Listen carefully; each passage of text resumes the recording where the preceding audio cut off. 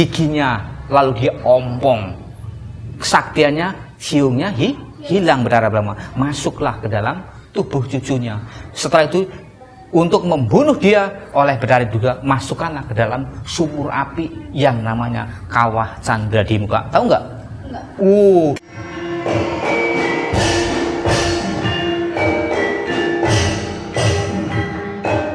Assalamualaikum warahmatullahi wabarakatuh. Waalaikumsalam warahmatullahi wabarakatuh. Perkenalkan, nama saya Neng Biki Fauzia, mahasiswi STIKAS PHI. Hari ini kita ada yang berbeda nih. Kita kedatangan Ustadz ikon dari YouTube. Daerah Jawa Pak ya? Jawa Tengah. Pasca saya di Portugal. Tahu Portugal tahu? Kenapa itu Portugal? Purwokerto lewat kota Tegal. Ya, gitu. Oh, bisa aja nih UDB. Ya, Ustadz UDB. Iya. Iya betul. YouTube ada kok di YouTube. YouTube channel STIKAS PHI. STIKAS PHI. Jangan lupa like, subscribe, and comment. Ya. Oke. Oh, betul itu, betul. YouTube channel Dalang Budiono juga. Oke. Nanti kita nggak bisa geni. Bener. Nono Garing bener. YouTube channelnya pinter ini, Neng Fauzia pinter dari kota Jawa Barat. Di sini juga kita bisa mengenal budaya yang sebenarnya masih bisa kita lestarikan dan harus dilestarikan. Gitu. Kalau nggak dilestarikan gimana budaya bisa hancur, budaya bisa punah kalau nggak dilestarikan gitu. Oh iya bener. Budaya kalau nggak dilestarikan punah, Neng. Maka harus dilestarikan. Kita sebagai mahasiswa harus melestarikan budaya Nusantara. Terus ini perannya siapa itu? Perannya sekarang adalah Raden Wisanggeni bersama Nolo Gareng. Oke teman-teman, tanpa basa-basi pasti penasaran kan? Mari kita dukung kelestarian wayang Indonesia dengan melihat dan menonton dari persembahan Ustadz UDB. Dipersilahkan. Terima kasih kepada Neng Fauzia. Assalamualaikum warahmatullahi wabarakatuh. Waalaikumsalam warahmatullahi wabarakatuh. Terima kasih banyak. Saya bisa hadir di tempat yang mulia ini bersama seorang tokoh wayang, Raden Wisanggeni. Tahu Raden Wisanggeni? Ini Raden Wisanggeni. Oh, Raden Wisanggeni. Iya, aku Raden Wisanggeni. Raden Wisanggeni, seorang tokoh di dalam pewayangan yang sangat luar biasa. Waktu kecil tahu? Ya Allah, waktu kecil Raden Wisanggeni waktu kecil, sebelum dia lahir, para dewa-dewa di Kayangan Suralaya, Kayangan Junggring Saloko ingin membunuh Wisanggeni. Padahal Wisanggeni masih ada di dalam perut ibunya. Suatu ketika Betara Guru memerintahkan kepada Betara Brahma dengan kata-kata, Bromo, ayo Bromo, cucumu Wisanggeni, bunuhlah dia yang ada di dalam perut. Suatu ketika Brahma sebagai kakeknya nggak tega, nangis menderu-deru. Waduh, cucuku Wisanggeni, maafkan kakekmu. Kakeknya nggak tega, aku akan membunuhmu. Cucuku, maafkan aku. Lalu kakeknya turun ke dunia, menemui ibunya. Ibunya siapa? Ibunya Wisanggeni siapa? Ingin tahu nggak? Nah, kalau ingin tahu, ibunya Wisanggeni bernama Dewi Betari Dresanala, istrinya Arjuna. Jadi Arjuna ternyata orangnya hebat loh. Mulanya ada judul lagunya kan, Arjuna mencari cinta. Ya itu, karena Arjuna luar biasa. Dia punya istri bidadari yang bernama Dewi Betari Dresanala. Lalu dia bercerita dengan istrinya, aduh Dinda, rasanya saya tidak kepenak. Kenapa Kang Mas? Kenapa Kang Mas Arjuna nggak kepenak? Aku mimpi seperti meninggalkan bayi yang ada di pinggir jurang. Loh, Kang Mas, kok mimpi yang seperti itu tuh mimpi apa Mas? Lihat kandunganku Mas, sudah 5 bulan. Iyo diajeng Dinda Dresanala. Suatu ketika Brahma datang. Waduh, Arjuna lan Dresanala. Bobo, ada apa Bapak? Waduh, maafin Bapak nak. Betara Brahma, kakeknya Wisanggeni, berkata, waduh maafin saya Arjuna. maafin saya disuruh Betara Guru ingin membunuh cucuku yang ada di dalam kandunganmu. Jangan Bapak, nggak rela. Waduh, bagaimana mungkin aku tega membunuh cucuku yang ada di dalam kandungannya? Tapi ini adalah perintah dari pimpinanku. Siapa pimpinannya? Betara Guru. Suatu ketika lagi tidurlah Betari Desanala dibawa oleh Arjuna. Kemana, Pak? Dibawa ke dalam kamar. Ternyata di situ sudah menanti Betari Durga dan Raden Dewasrani. Ibuku. Iya Dewasrani. Ada apa Dewasrani? Dewasrani ada apa? Orang yang aku bunuh di dalam perut sudah ada. Siapa itu? Ini si Jabang Bayi akan melakukan. Suatu ketika, tiga orang ini, Betara Brahma, Raden Nilosrani, dan satunya lagi adalah Betari Durga, dengan cokotan siung. Hei, kaulah muda, ingin dengar nggak? Siung. Siung itu apa siung? Giginya Betara Brahma menggigit perutnya anaknya Dewi Desanala. Ternyata apa yang terjadi? Siungnya lepas, bayinya keluar, tapi siungnya lepas. Siungnya lepas, masuk ke dalam tubuhnya Wisanggeni. Brojolah Raden Wisanggeni. Dipeganglah dia, nggak bisa dibunuh. Lalu karena bayi itu sangat kuat, dibawalah bayi itu ke kawah Candra di Muka. Jadi waktu kecil itu waktu lahir itu udah ada kesaktian. Udah ada kesaktian. Karena apa? Dari siungnya kakeknya itu paling sakti. Betara Brahma itu paling sakti di Kahyangan, memakai siung Brahma itu. Tapi apa jadinya? Dia patah masuk ke tubuh Wisanggeni. Masuklah siungnya, giginya, lalu dia ompong. Kesaktiannya, siungnya hilang Betara Brahma. Masuklah ke dalam tubuh cucunya. Setelah itu, untuk membunuh dia oleh Betari Durga, masukkanlah ke dalam sumur api yang namanya Kawah Candra di Muka. Tahu nggak? 7 kali lipat panasnya, atau bahasa Jawanya, bahasa Portugalnya, pitung kanungkul. Pitu itu 7 kali lipat. Wah, panas sekali. Masuklah Wisanggeni ke dalam Kawah Candra di Muka yang isinya api yang membara. Orang kalau dimasukin situ pasti mati. Wisanggeni dimasukkan ke dalam Kawah Candra di Muka. Masuk Wisanggeni.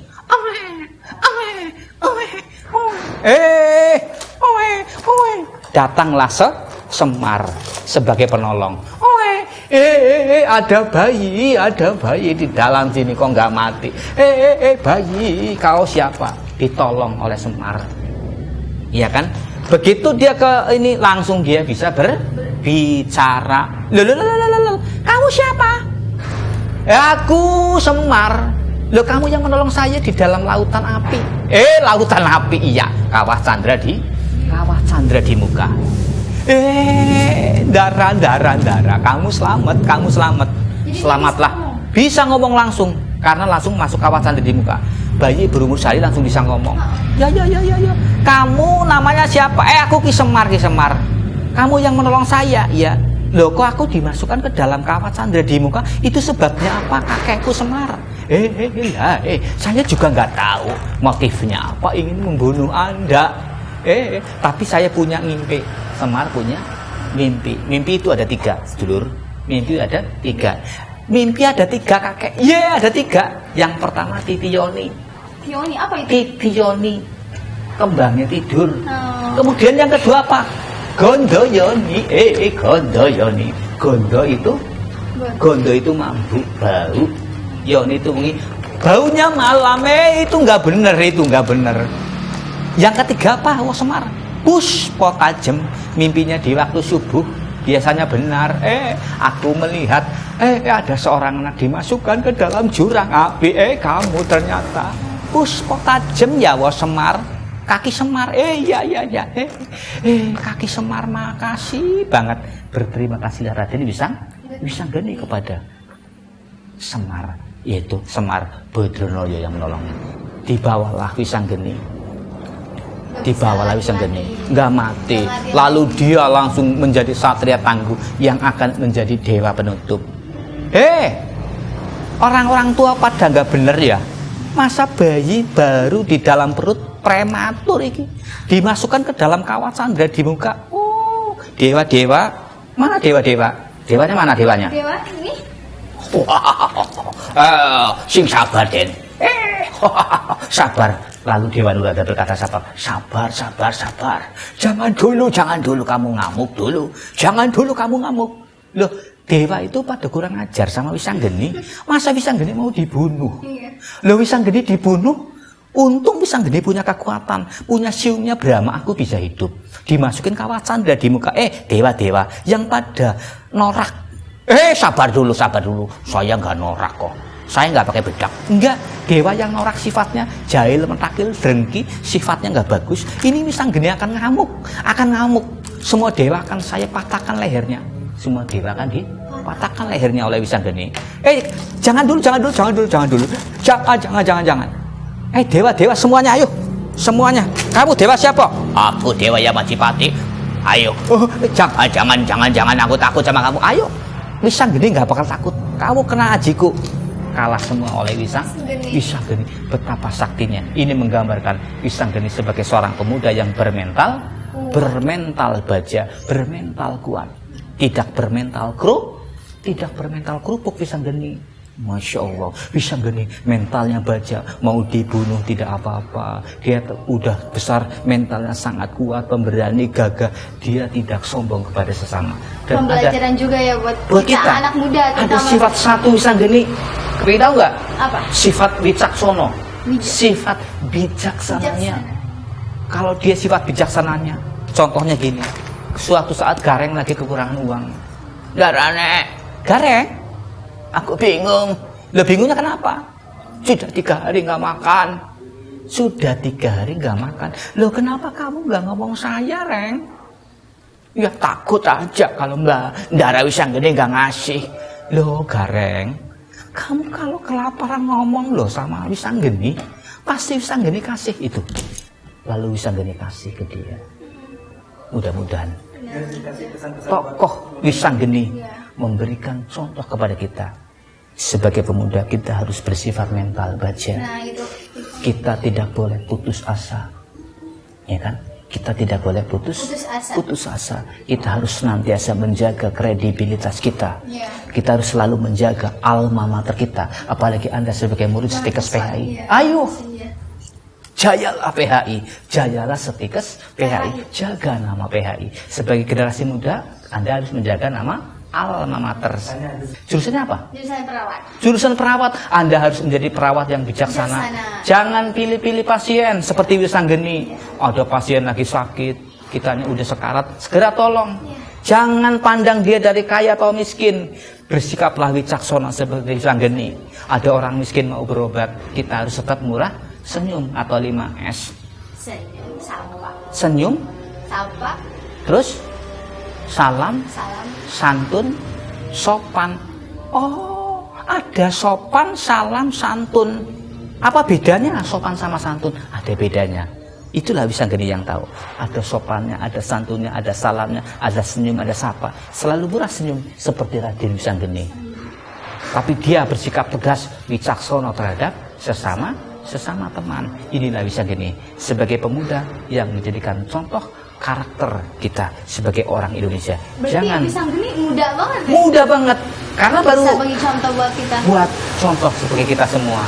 Jangan jadi pemuda yang bermental kerupuk, tapi mental baja seperti Raden Wisanggeni. Selalu berpikir mencari ilmu. Itulah maka Wisanggeni dari kata wasiun goniun. Orang kalau kepengen mulia, maka harus belajar mencari ilmu, rajin mencari ilmu seperti Raden Wisanggeni. Itu sekelumit dari UDB. Bila mana ada kesalahannya kepada Neng Fauzia, saya mohon maaf yang sebesar-besarnya. Waktu saya kembalikan kepada MC kita, Neng Fauzia. Billahi taufik wal hidayah. Wassalamualaikum warahmatullahi wabarakatuh. Waalaikumsalam warahmatullahi wabarakatuh. Oke, sekian dari Ustadz UDB.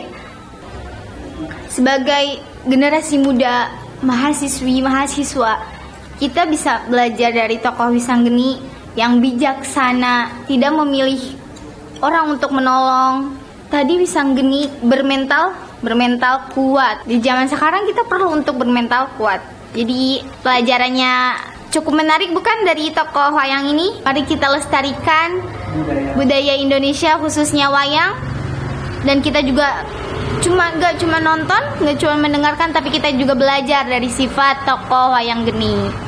Jadi sekian dari kita, dari saya selaku host hari ini. Semoga ada manfaatnya untuk kita khususnya bagi generasi muda Indonesia dan mahasiswa. Jangan lupa like, subscribe, and comment. Dan nantikan video dan konten-konten kita selanjutnya. Pasti akan lebih menarik dan seru.